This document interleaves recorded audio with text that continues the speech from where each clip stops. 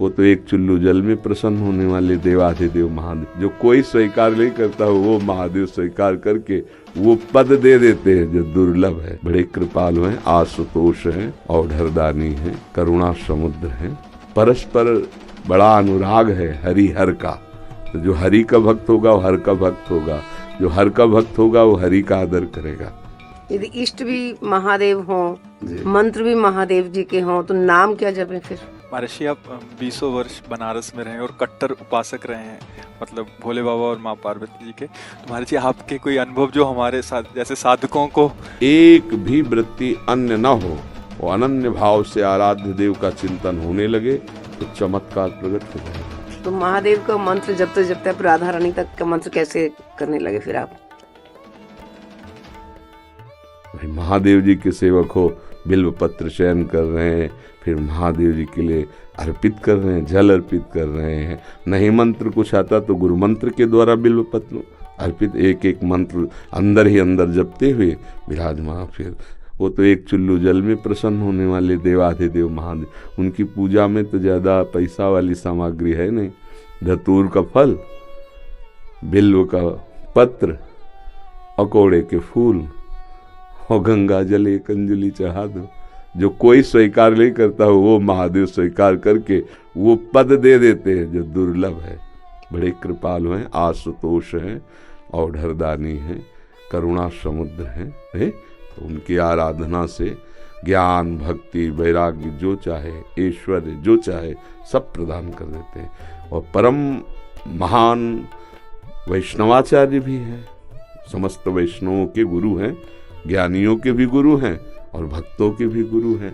भगवान शंकर परम वैष्णवाचार्य हैं। कोई भगवान शंकर की निंदा करे सोचे हरि से प्रेम कर लेंगे, कभी नहीं। और कोई हरि की निंदा करे सोचे भगवान शंकर से प्रेम कर लेंगे, कभी नहीं। परस्पर बड़ा अनुराग है हरि हर का। तो जो हरि का भक्त होगा वो हर का भक्त होगा, जो हर का भक्त होगा वो हरि का आदर करेगा।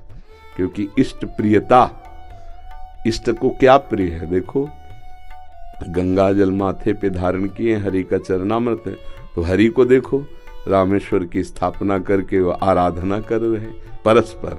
तो ऐसे भक्त उपासक को चाहिए वैष्णवों को नमन करे, क्योंकि हरि भक्त है और इनके नमन करने से हर प्रसन्न होंगे।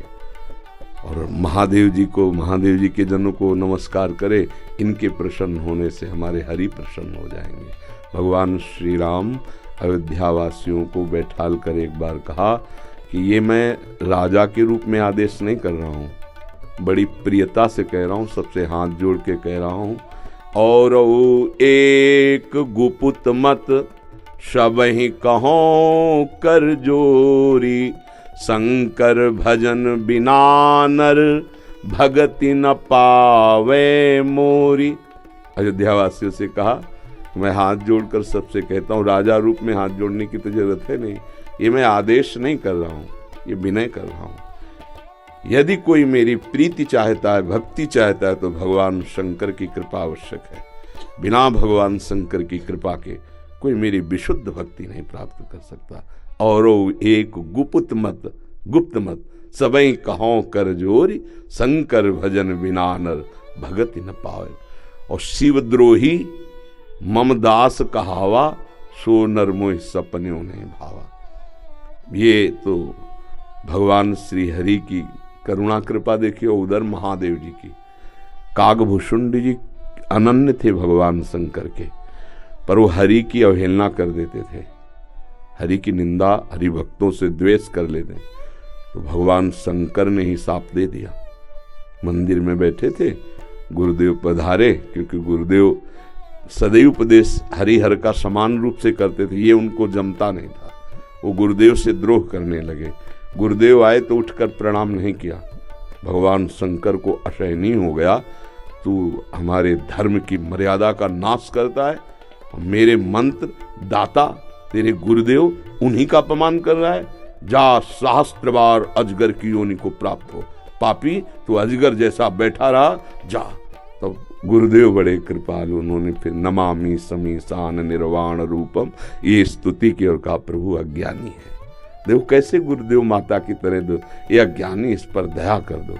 तो कहा सांप तो मिथ्या नहीं होगा, पर जन्मते मरते जो दुसह दुख होता है वो नहीं व्यापेगा और जल्दी जल्दी इसका शरीर छूट जाएगा, पर ऐसा होगा, अजगर योनि को प्राप्त होगा। ये अगर कोई भगवान हरि की अवहेलना करके महादेव का अनन्य बनना चाहता है तो कदापि नहीं, और कोई महादेव की अवहेलना करके हरि प्रेम चाहता है तो कदापि नहीं। हरिहर एक ही हैं और एक दूसरे की आराधना से ये दिखाते हैं कि कैसे भक्ति की जाती है। इसलिए उठते बैठते चलते फिरते आराध्य देव का जो स्मरण है, यही सबसे बड़ी साधना है। यदि इष्ट भी महादेव हों, मंत्र भी महादेव जी के हों, तो नाम क्या जपें फिर? सांब सदाशिव, सांब सदाशिव, सांब सदाशिव, राम सांब अंबा के सहित भगवान शिव, सांब सदाशिव, सांब सदाशिव। हाँ, सांब सदा, जैसे सिया राम राधे श्याम तो सांब सदाशिव, सांब सदाशिव, सांब सदाशिव। इसमें उमा जी और भगवान महादेव जी दोनों हैं। सांब सदाशिव, अम्मा के सहित पिताजी, सांब सदाशिव, सांब सदाशिव। वो हमारे बाप है, वो हमारी अम्मा है, ले जगत माता और जगत पिता वही है।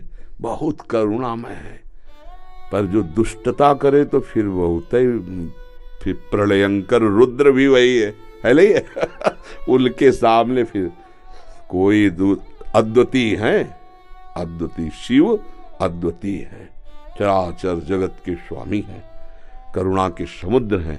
पर वो दंडता करे और हेलना करे तो फिर रुद्र हैं, फिर बड़े भयंकर भी हैं। इनको इनकी सेवा पूरी सृष्टि की जो है वो लय सेवा है। जैसे ब्रह्मा रूप में आप सृजन करते, हरि रूप में पालन करते, तो रुद्र रूप में आप उसका संहार भी करते हैं।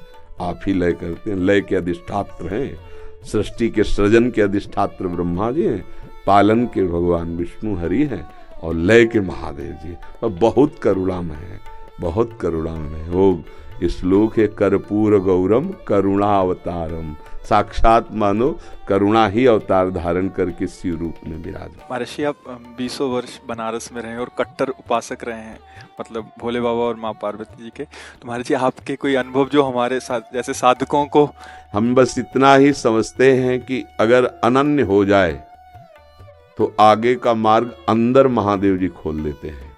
वो ज्ञान समुद्र है, बस साधक को चाहिए कि इष्ट के अनन्य हो जाए। हम कभी नहीं जानते थे वृंदावन, कभी ये सब ऐसे स्फुरित हुआ कैसा होगा वृंदावन। काशी में तुलसी घाट में बैठे हैं, बहुत बड़ा पीपल का वृक्ष है, उसी के अब ध्यान हमारा अलग है, एकदम स्फुरित होता है कैसा होगा वृंदावन। पहला स्फुरन, ये कैसे हो रहा है,